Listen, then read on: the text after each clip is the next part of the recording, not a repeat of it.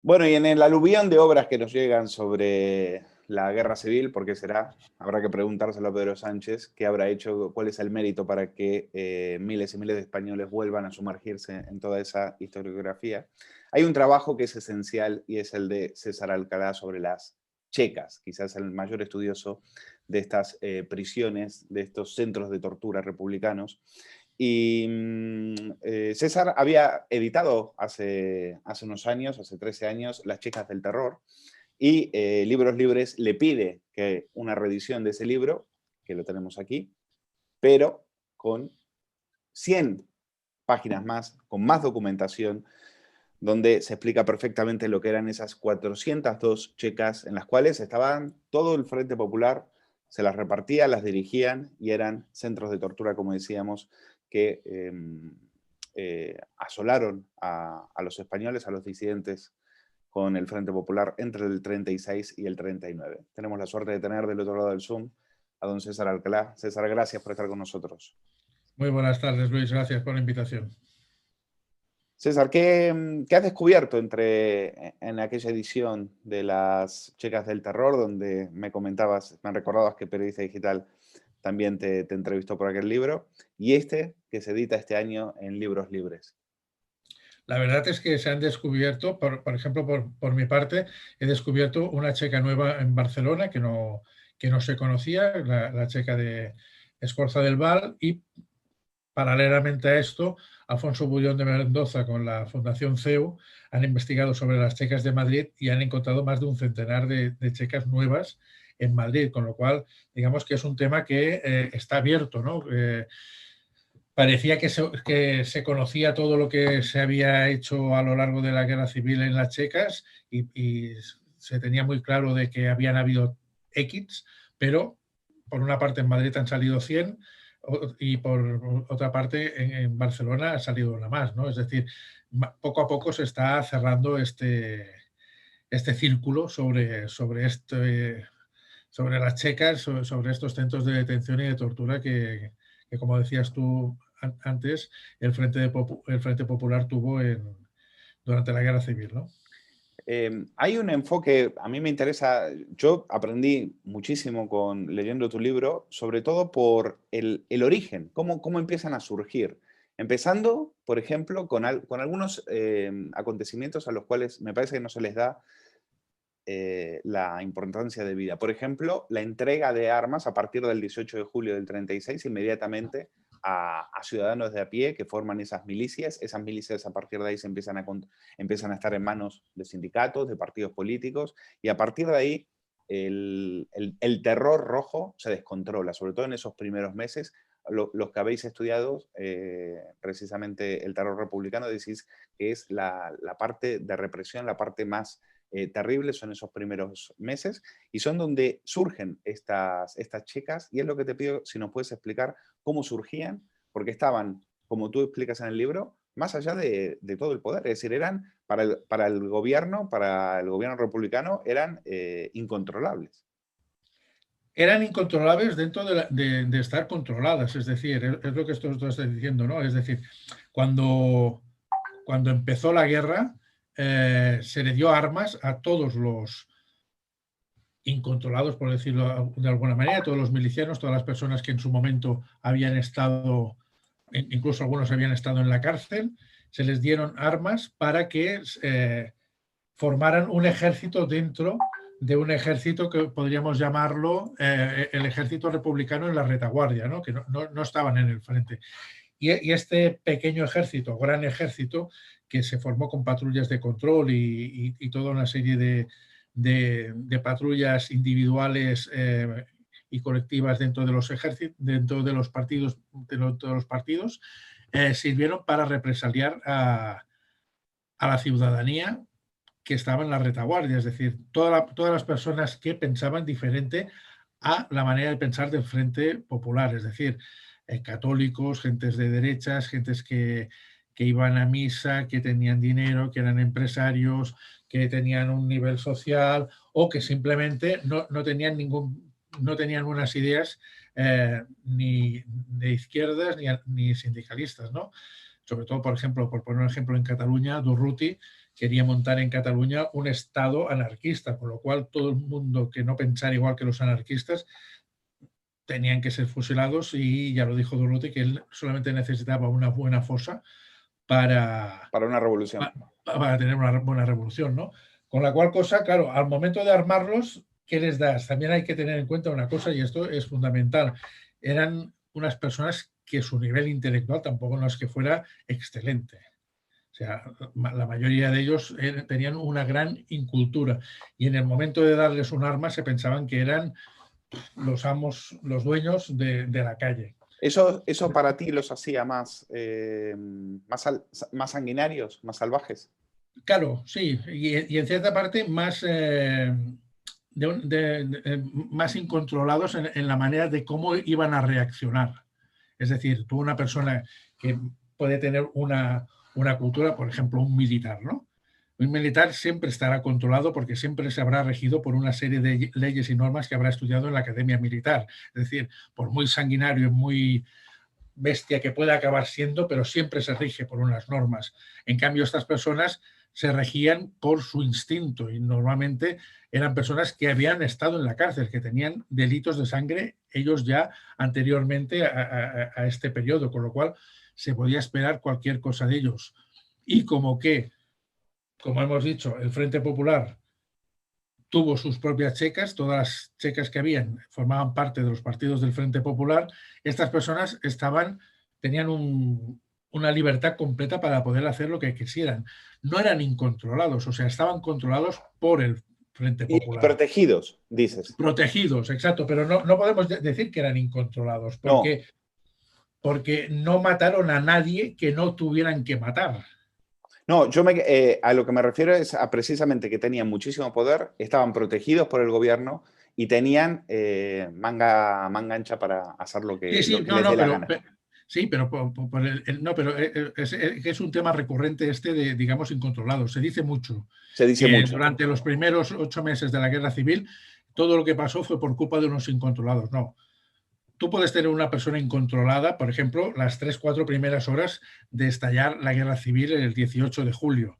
Pero cuando estamos hablando, por decir una fecha, el 10 de agosto, ya no son incontrolados. Ya ha pasado mucho tiempo. O sea, no puedes tener a una persona incontrolada desde julio, por ejemplo, del 36 hasta mayo del 37, que fue cuando se dio el vuelco a todo en líneas generales en toda España. O sea, no puedes tener incontrolados 8 meses.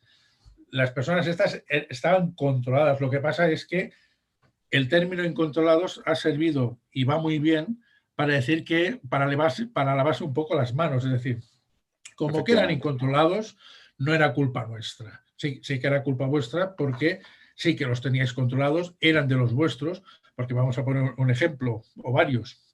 Las checas del PSOE, las checas del PSUC, las de Esquerra Republicana, estos no eran incontrolados, estaban regidos por un partido político. O sea, si me estás diciendo que la checa del PSUC o del Partido Socialista era incontrolada, entonces todo el partido era un incontrolado.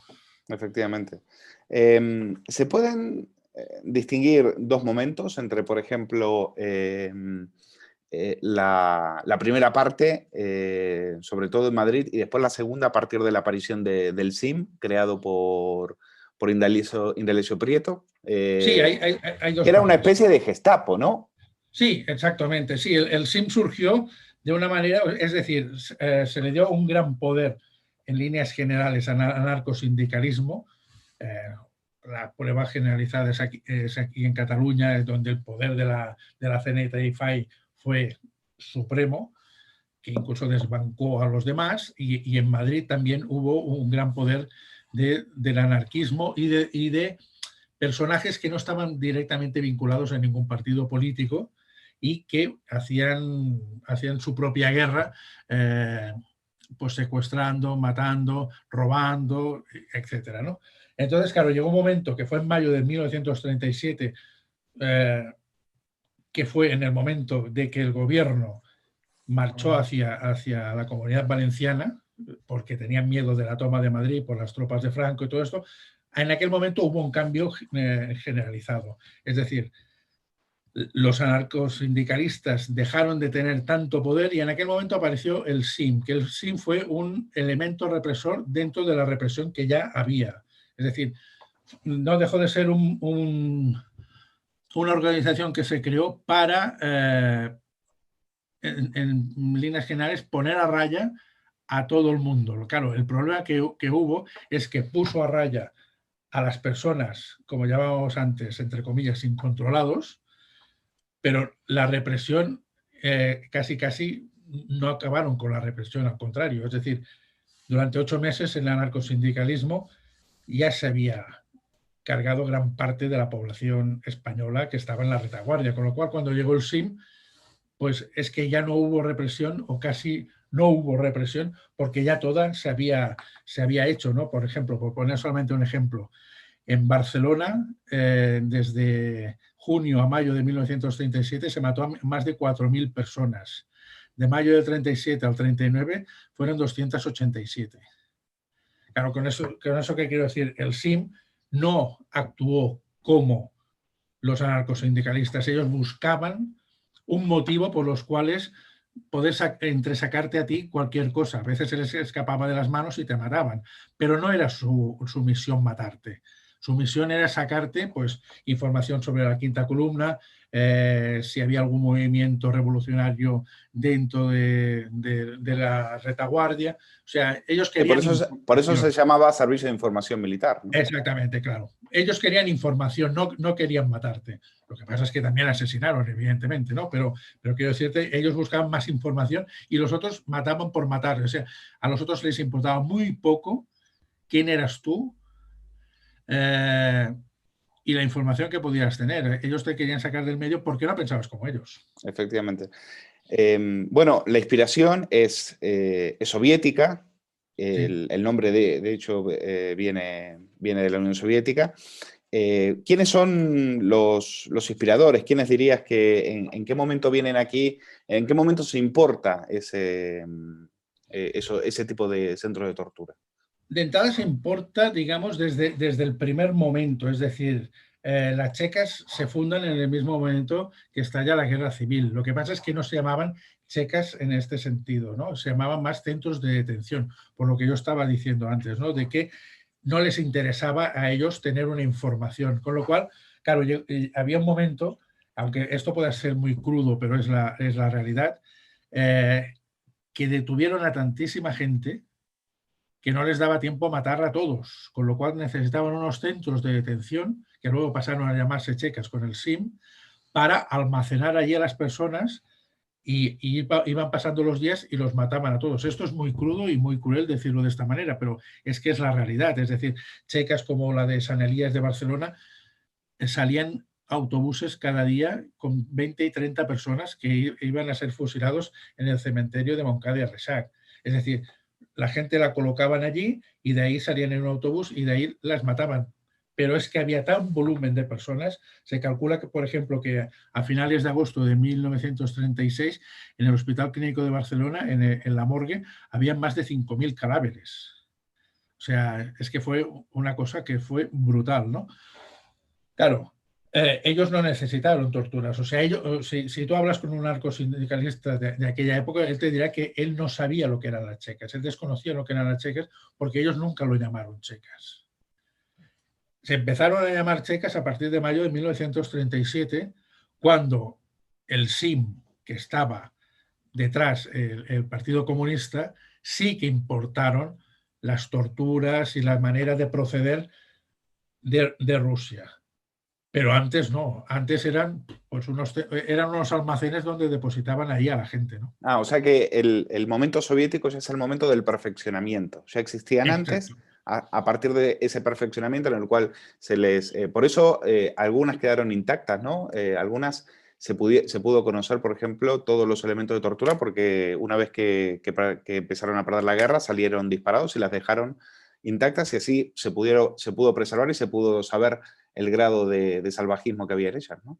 Hay fotografías, pero no se conserva nada. Porque se destruyó todo después de la guerra civil. O sea, hubo una orden de Franco de destruirlo todo. Solamente quedaron las fotografías. No hay ni...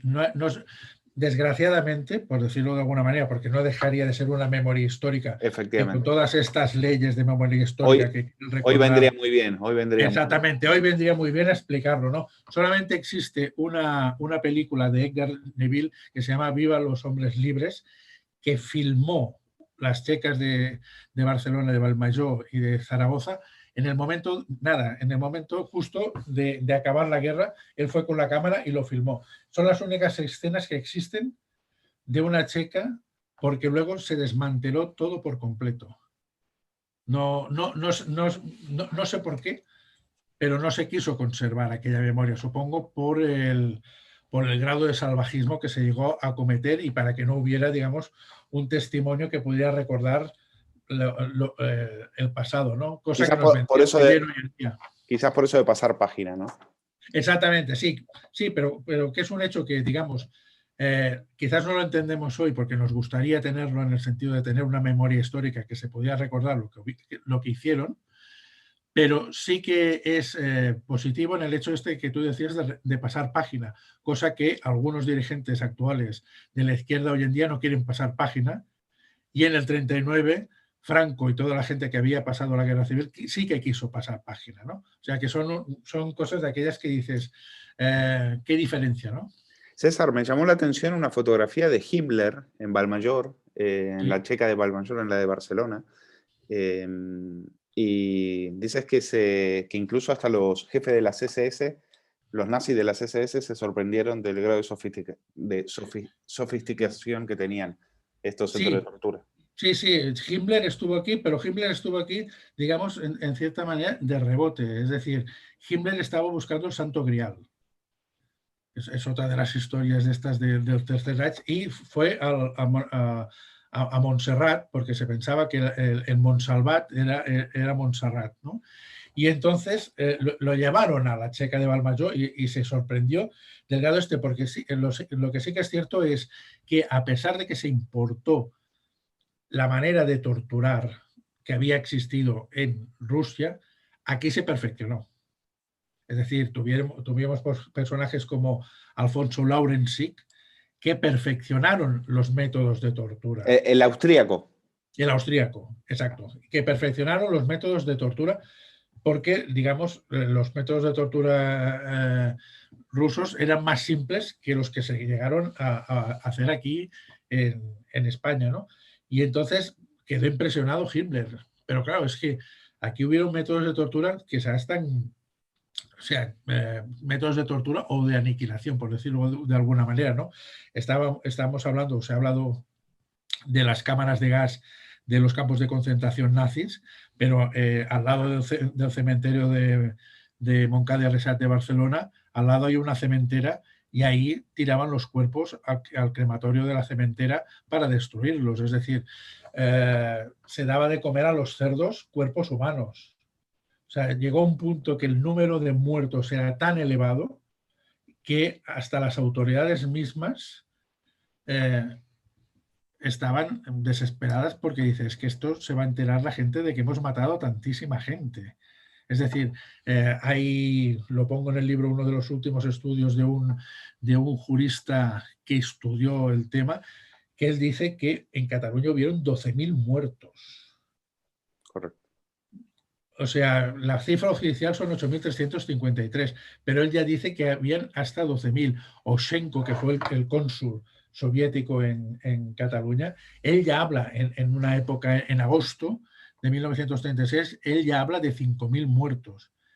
Es decir, eso fue Estás una... hablando del genocidio más grande Es uno de los genocidios más ocurrido en grandes. nuestra historia, uno de los Sí, sí, genocidios sí, más sí, grandes. evidentemente, sí, porque claro, luego tenemos que sumar los de Madrid y luego tienes que sumar los de la Comunidad Valenciana y luego tienes que sumar los de otros sitios. Es decir, no solamente los que pasaron por las checas, después hubo muchísima más gente que murió, ¿no? Pero digamos, en el término checas se pudieron haber asesinado a más de 25.000 personas. Tú hablas de, no, hay nombres propios, Loreto Apelanis García, Agapito Sí. García Tadel, Erno Gueró y Alfonso Laurensic, que era precisamente el austríaco y era el que quería ser recordado porque había construido checas en las cuales había baños, ¿no? Sí, exactamente, sí, sí. Y al final de todo, cuando lo fueron a fusilar en el campo de la Bota, se convirtió al franquismo y dijo que él adoraba a Franco y gritó viva Franco antes de morir. Es decir, que hasta el último momento él era como un mercenario, por decirlo de alguna manera, ¿no? Él lo contrataron para lo de las checas, pero lo hubieran podido contratar para cualquier otra cosa y él hubiera estado ahí la mar de bien. Lo que pasa es que, claro, él construyó toda una serie de cárceles que eran muy para romperle, digamos, los esquemas y la cabeza a las personas, ¿no? Es decir, les ponía ladrillos en el suelo para que no pudieran caminar por la celda, les impedía caminar normalmente, la cama estaba inclinada a 45 grados, les dibujaba cosas en la pared Psicodelia, psicodélico. psicodélicas y todo esto, o sea, era una tortura constante para el cerebro, apagaban y encendían las luces, les cambiaban el horario de las comidas, a lo mejor comían 2 veces seguidas en menos de un cuarto de hora y luego no volvían a comer hasta el cabo de 24 horas y no sabían si era de día o de noche. O sea, la verdad es que fueron muy crueles. Hubieron personas que después de acabar la guerra civil tuvieron una enfermedad crónica durante toda su vida por el hecho de haber pasado por una checa, o sea, por las cosas, las torturas que llegaron a sufrir, ¿no? En las checas. Los, a los que llevaban, a los miserables que llevaban estas checas, luego después si los apresaban, ¿qué les pasaba? Consiguieron huir casi todos, por no decir todos. Los que se quedaron, por decirlo así, eran los de batalla, que es todos, la mayoría de estos fueron juzgados y no fueron condenados. A Pellániz, por ejemplo, Loreto Pellániz, este fue el único gran responsable de checas, igual que Laurenci, que fueron los dos únicos que fusilaron. A Pellániz en Valencia y Laurenci en Barcelona. Pero el resto consiguió huir porque cuando supieron que la guerra estaba a punto de terminar, cogieron y salieron corriendo porque sabían el futuro que se les esperaba. Y los que se mantuvieron ahí, pues eran los soldados rasos que tenían la culpa que tenían, ¿no? Lo bueno y lo malo que hubo en este sentido fue de que no hay un documento escrito de lo que había pasado en las checas. Es decir, nunca sabremos cuántas personas pasaron por las checas porque nunca hicieron un listado. La gente Porque entraba allí. ahí lo importante era matarlos, asesinarlos, Exactamente, claro. exterminarlos. No importaban los nombres. O sea, ahí importaba que la gente entraba y salía. Aquello era una entrada y salida de personas, pero no hubo nadie que hiciera un listado y decir fulanito de tal, sultanito de tal, tal, tal, tal. Todos estos han entrado hoy, día tal, a tal hora. No. Ahí entraba la gente y, claro, los podías culpabilizar o no. Porque, claro, no había un documento por escrito de que ellos hubieran hecho ninguna cosa porque allí no había pasado nada, porque no había ningún registro. César, ¿y por qué los partidos políticos querían tener sus propios centros de tortura, sus propias checas? Y los Por poder, sindicatos. por poder, simplemente por poder, porque era...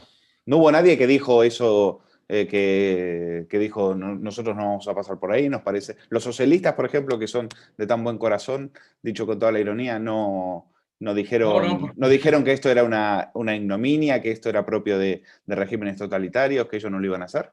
no, porque tuvieron sus propias checas. O sea, no, es que ninguno de ellos tuvo reparo en hacer esto.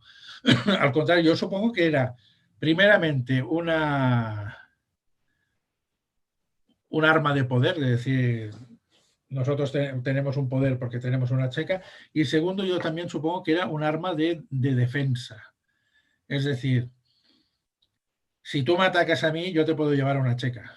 Y Eran entonces, como claro, bandas rivales, ¿no? exactamente. Entonces, claro, tú tenías ahí un papel que decías, mira, que yo tengo esta checa, yo te puedo llevar y de ahí no vas a salir, ¿no? O sea, vete con cuidadito, porque, claro, aquí hay otro tema que se habla en el libro, ¿no? Que es, estamos hablando de las personas que mataron en la retaguardia, ¿no? Pero ellos mataron a los suyos también en la retaguardia. O sea, de Esquerra Republicana de Cataluña, por ejemplo, ellos mismos asesinaron a 90 personas que se salieron de los parámetros marcados en aquellos momentos por ellos. Es decir, ellos mismos también se metieron a los suyos en las checas, con lo cual, claro, no dejaba de ser un arma de aquellas de decir, vete con cuidado que si te portas mal, no se salva a nadie de entrar en una checa, ni tú porque tengas un carnet de, yo qué sé, de la UGT, de la CNT o del PSOE o de Esquerra Republicana o del PNV, ¿no? ¿Esto era propio solamente del bando republicano? ¿En el bando nacional había algo semejante o No. era algo totalmente... Es algo que después se descubrió con la guerra, se descubrió al Sí, acabar la guerra? nunca hubo checas en el bando republicano y en el bando nacional por el hecho de que era una manera de actuar propia, digamos, del comunismo. Claro. Fue el comunismo el que lo importó aquí a España. Claro, en el bando nacional no pudo importarlo, con lo cual las checas se desconocían. Hubo prisiones, por ejemplo, evidentemente el bando nacional tampoco no fueron hermanitas de la caridad, pero la gente estuvo encerrada en prisiones. No se puso en marcha los métodos que utilizaron en las checas. ¿Qué te llevó como historiador a...? Porque, bueno, claro, tú lo narras en detalle, los métodos de tortura y demás, que son bastante... te quitan el sueño y el grado de crueldad, muchos de ellos. ¿Qué te llevó a meterte en este fregado? Bueno, dos tíos de mi padre pasaron por la checa de San Elías. Y entonces mi abuela siempre estaba hablando del tema este de las checas, que si sus hermanos se los habían llevado, nunca más había sabido nada más de ellos, que incluso mi abuelo había ido a la checa de San Elías a preguntar por ellos y que le habían dicho de que estos dos ya no están aquí. Y entonces, claro, empiezas con la historia de qué es una checa, ¿no? Bueno, primeramente el hecho de que cómo se pueden llevar a dos personas a dos familiares tuyos que en el fondo no habían hecho nada. Lo único, por decirlo de alguna manera, ¿no? La única cosa mala que habían hecho era que eran carlistas, que ya es el gran drama, o sea, no, era que habían sido carlistas y dices, ¿cómo? Por un pensamiento, por una manera de ser, ¿no? Y entonces empiezas a indagar y al final te metes en todo este fregado y te atrae, ¿no? Porque aparte de la crueldad que tú estabas diciendo, no deja de ser parte de nuestra historia, no deja de ser una cosa que era muy desconocida y que se tiene que conocer, ¿no? Sobre todo ahora. Exacto. Sobre todo en estos momentos. Y la suerte que yo tuve en su momento, cuando empecé todo esto, es que conocí a bastantes personas que hoy en día, con los años ya han muerto, que estuvieron en checas y que me explicaron de primera mano lo que habían pasado ellos allí, ¿no?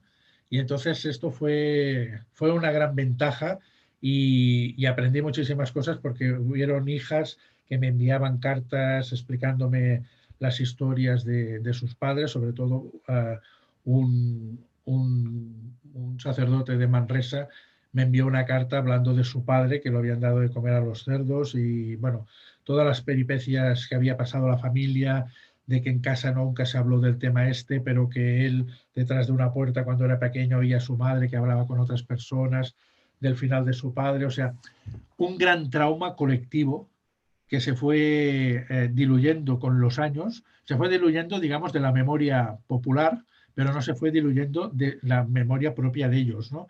Y ellos, aunque eran personas de 80, 70 y 80 años, seguían viviendo ese drama y ese dolor que, entre comillas, se rompió en 1939, pero que en los años 80 y 90 ellos aún tenían ese dolor, ¿no? Bueno, por lo menos que ahora, no sé si quieren hacer memoria histórica, que vayan al Círculo de Bellas Artes y pongan una placa, ¿no? Exacto, sí. Que pongan una placa, así como están tan ocupados por tirar las estatuas, pues que se pasen por ahí y pongan una placa diciendo que eso fue un centro de tortura.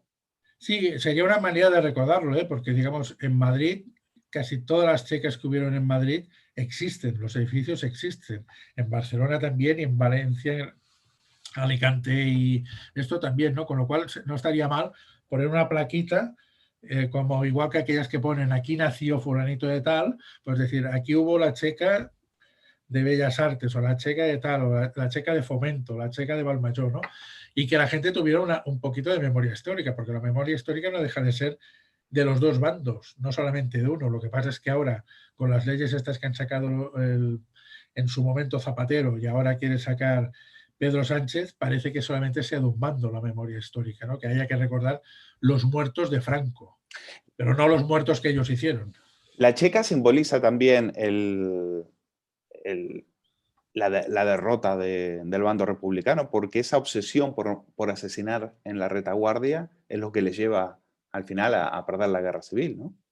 Sí, y aparte que es una cosa de aquellas que es única en una guerra.